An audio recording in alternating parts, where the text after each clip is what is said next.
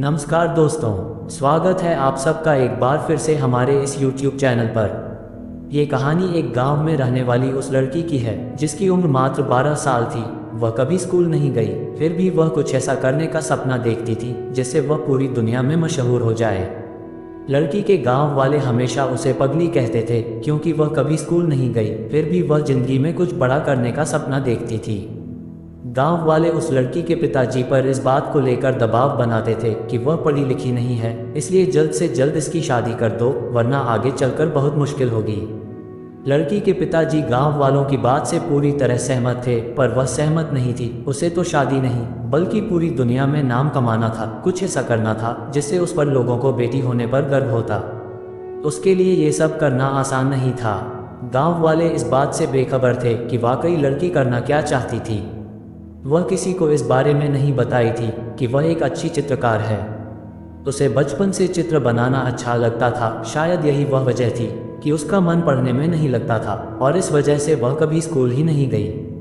उसके पिताजी को उसका चित्र बनाना अच्छा नहीं लगता था। उन्होंने कई बार लड़की के बनाए गए चित्र को आग के हवाले कर दिया था, फिर भी लड़की ने हार नहीं मानी। वह चित्रकारी करती गई और करती गई।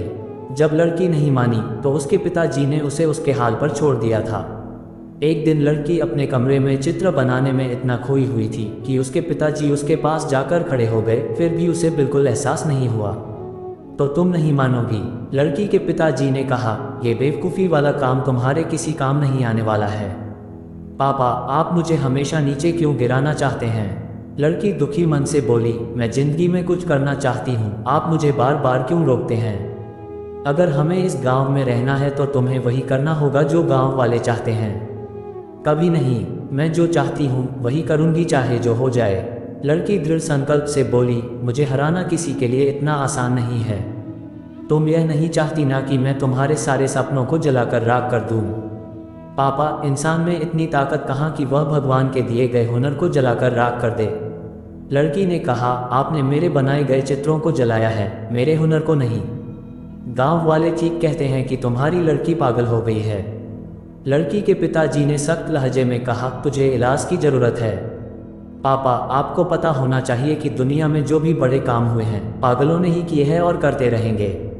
लड़की बोली, मैं भी उन्हीं पागलों में से एक हूँ। मुझे लगता है तुम्हें समझाना बेकार है, लड़की के पिताजी ने कहा और तुनकते हुए कमरे से बाहर चले गए।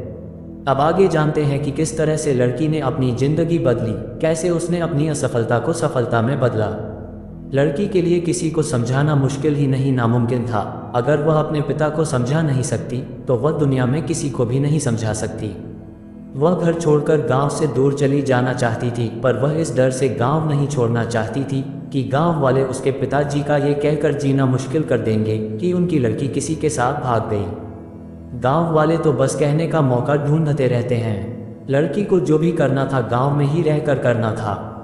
वह गांव वालों को सफल होकर दिखाना चाहती थी ताकि वे भी अपनी बेटियों को आगे बढ़ने का मौका दें और उनकी बेटियां अपने पैरों पर खड़ी हो सकें। एक दिन उस लड़की के मन में यह विचार आया कि वह गांव में अपने बनाए गए चित्रों की प्रदर्शनी लगाएगी और पास के 10 गाँवों में प्रचार प्रसार के लिए जाएगी।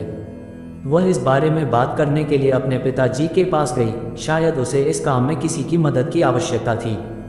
पापा, मैं आपसे कुछ कहना चाहती हूँ, लड़की ने अपने पिताजी से कहा, शायद आपको अच्छा लगेगा कि नहीं। बोलो, क्या कहना चाहती हो? मैं गांव में अपने बनाए गए चित्रों की प्रदर्शनी लगाने जा रही हूँ। इस प्रदर्शनी में लोगों को मेरे हुनर के बारे में पता लगेगा तो वो हमें कुछ नहीं कहेंगे बल्कि मुझ पर गर्व महसूस करेंगे। गर्व और तुम पर? लड़की के पिताजी ने गंभीरता से कहा, यह कभी नहीं हो सकता, शर्त लगा लो। किस बात की शर्त? यही कि अगर गांव वालों को तुम पर गर्व नहीं हुआ तो क्या पिताजी, तुम चित्रकारी छोड़ शादी करके यहाँ से चली जाओगी? लड़की के पिताजी ने कहा, मंजूर है तुम्हें ये शर्त? मंजूर है, पर लड़की बोली, आपको मेरी प्रदर्शनी का प्रचार प्रसार पास के 10 गाँवों में करना है। हाँ, मैं तैयार हूँ। तो मैं भी तैयार हूँ, लड़की ने कहा। देखना है किसकी जीत होती है और किसकी हार। लड़की और उसके पिताजी प्रदर्शनी की तैयारी में जी जान से जुट गए। लड़की के पिताजी अपने खास दोस्तों के साथ पास के 10 गांवों में प्रदर्शनी के प्रचार प्रसार के लिए गए और उन्होंने घर घर जाकर प्रचार प्रसार किया। लड़की खुश थी कि उसकी प्रदर्शनी देखने के लिए 10 गांवों से लोग आने वाले थे। तैयारी भी अच्छी खासी हुई थी और यही नहीं, 3 दिन चलने वाले इस प्रदर्शनी को देखने आने वालों में काफ़ी खुशी दिख रही थी। प्रदर्शनी के उद्घाटन के लिए शहर से जिला अधिकारी को बुलाया गया था।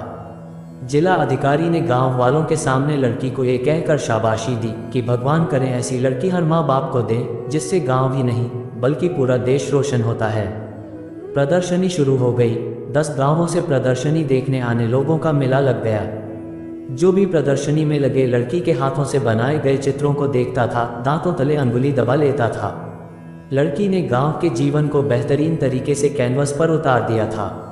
लड़की के हर चित्र में पिता का दुलार और माँ का प्यार झलकता था, जो सबको मंत्रमुग्ध कर लेते थे। प्रदर्शनी देखने आने वालों में लड़की के गांव से बहुत कम लोग आए हुए थे, जबकि दूसरे गांवों से आने वालों की भीड़ लगी हुई थी। दूसरे गांवों से प्रदर्शनी देखने आने वाले लोगों ने लड़की को सम्मान के साथ साथ प्रस्तावना राशि भी दी, जिसकी मदद से उसने दूर दराज के गांवों में प्रदर्शनी लगाने का फैसला किया। पापा बताइए कौन जीता और कौन हारा? लड़की ने प्रदर्शनी खत्म होने के बाद अपने पिता से कहा। तुम जीत गई बेटी, लड़की के पिताजी ने कहा। मुझे नहीं पता था कि तुम्हें अपने काम से इतना सम्मान और पैसा मिलेगा। तुमने तो हमारा सर गर्व से ऊंचा कर दिया। भगवान ऐसी बेटी हर घर में दे। पापा आपने देखा, लड़की गंभीरता से बोली। अपने गांव से बहुत कम लोग आए थे। जानते हैं क्यों? क्यों बेटी? क्योंकि वे हमारी तरक्की नहीं देखना चाहते हैं। बेटी मैं भी तुम्हारा दोषी हूँ। लड़की के पिताजी ने अपराध बोध की भावना से कहा। मैंने तुम्हें बहुत परेशान किया। मैंने तुम्हारे बनाए गए चित्रों को जलाया, जो मुझे नहीं करना चाहिए था।